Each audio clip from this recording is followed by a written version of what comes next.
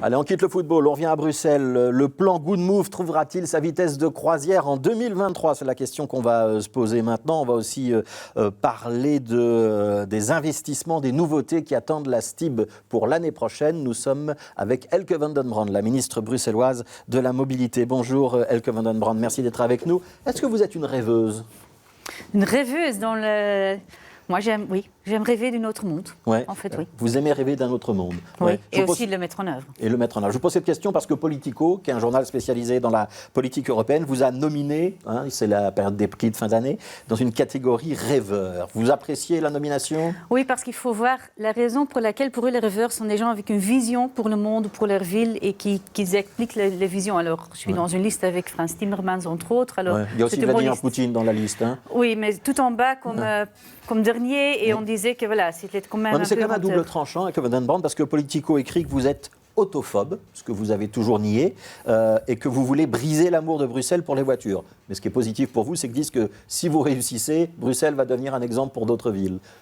Vous êtes d'accord avec cette appréciation de Politico ? Vous connaissez mes réponses, c'est que pour moi, ce n'est pas d'être contre les voitures, non, c'est d'avoir un peu moins de voitures pour tout, pour gagner d'espace, pour plus d'espace, pour les piétons, pour les cyclistes, verdisation, pour faire en sorte qu'on peut changer la ville. Alors, changer notre mode de mobilité, ce n'est pas un objectif, c'est un moyen pour avoir une ville beaucoup plus agréable à vivre. Alors, je voudrais qu'on parle de Good Move. La suite de Good Move, elle est compromise ou pas ? On doit apprendre ce qui s'est passé. Alors, on a la mise en application de premiers quartiers apaisés avec des schémas de circulation.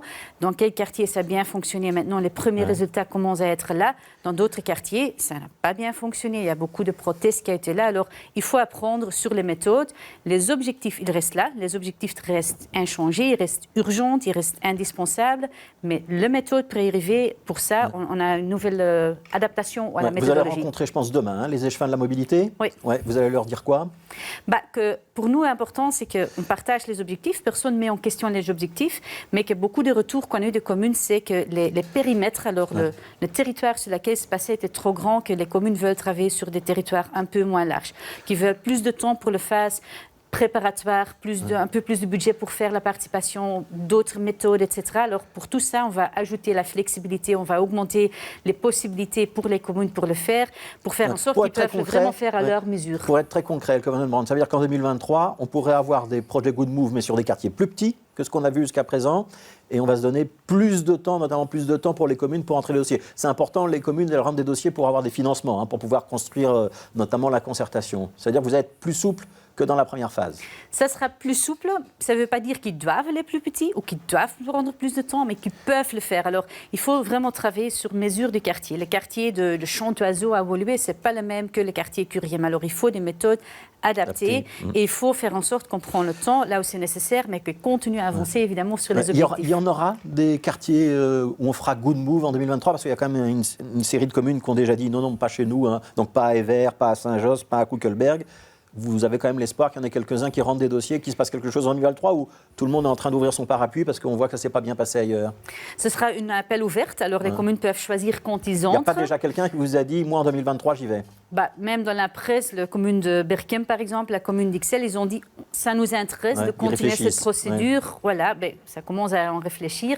Il y a aussi des communes qui sont déjà dans une phase de concertation actuellement. On travaille à plusieurs communes actuellement. Alors, les procédures se continuent, mais on s'adapte, on Est-ce que l'étiquette Good Move, elle n'est pas devenue un handicap ? Je vois, par exemple, à Saint-Gilles, on préfère parler de Smart Move. Good Move, ça n'a plus très bonne réputation. Il ne faut pas changer le nom ?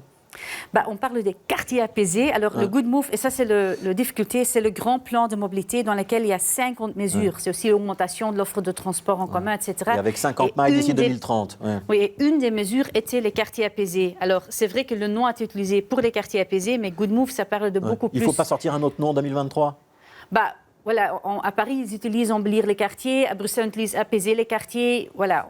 la dénomination, pour moi, on peut en parler, évidemment, c'est surtout qu'est-ce qu'on va faire sur le terrain, quel matériel on va utiliser, comment on va faire en sorte que les gens peuvent rêver sur leur quartier. Ça, c'est le but, Mais ça évidemment. continue, vous confirmez, ça continue. Je voudrais parler à l'instant du métro, si vous voulez bien. Il y a eu beaucoup d'interruptions ces dernières semaines.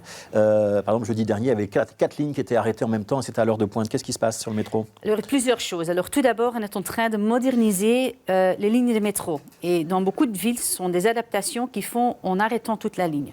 À Bruxelles, on a dit on ne peut pas le faire. On ne peut pas faire comme à Paris, de dire voilà, la ligne 1, la ligne 5, elle ne roule pas.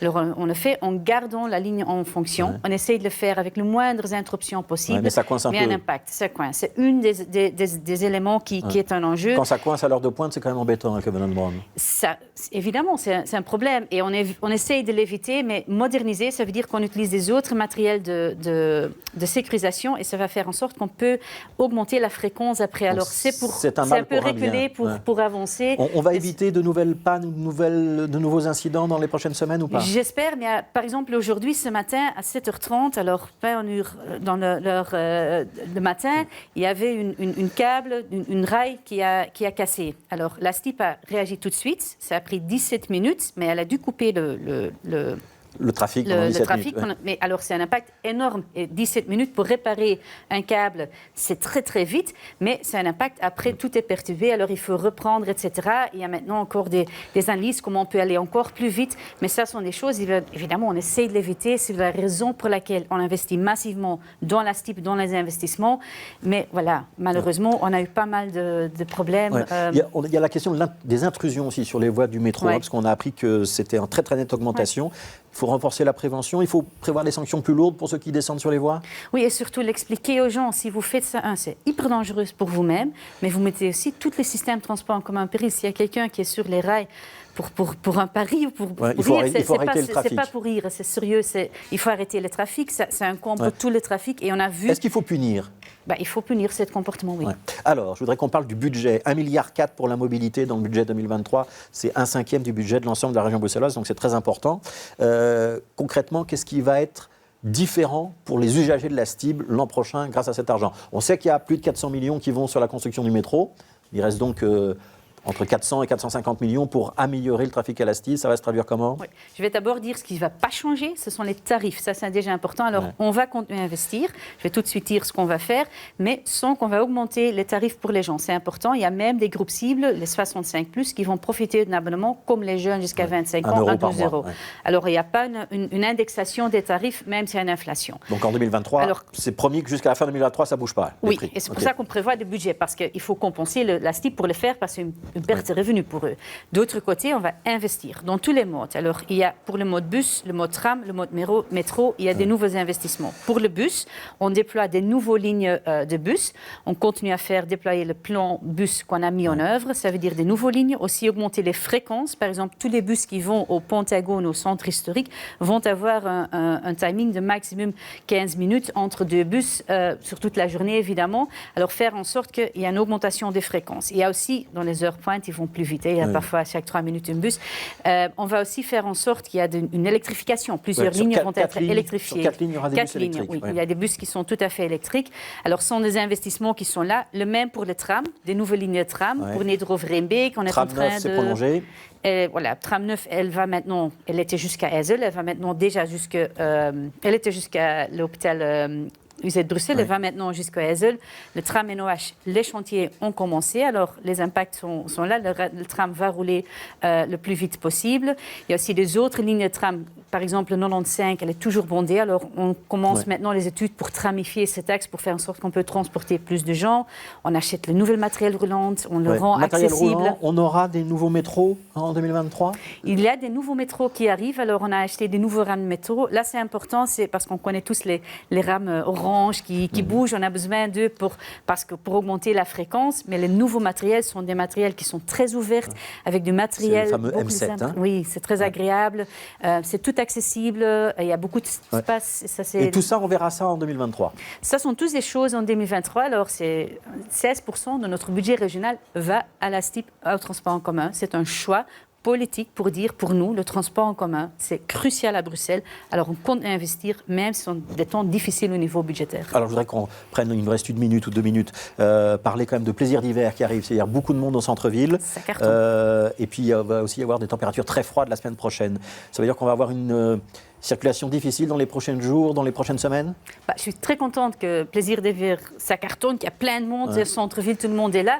Mais évidemment, j'invite les gens à venir avoir plaisir. Mais avec Good Move, il y a des parking rides qui sont gratuits, c'est encore plus difficile d'aller à Plaisir d'hiver, disent certains. Oui et non, parce qu'au centre-ville, on a quand même pas mal de quartiers dans lesquels il y a moins de trafic pour l'instant. Alors oui, il y a beaucoup de monde qui viennent maintenant à Bruxelles, ce qui est bon, mais on invite les gens de laisser leur voiture à un parking ride.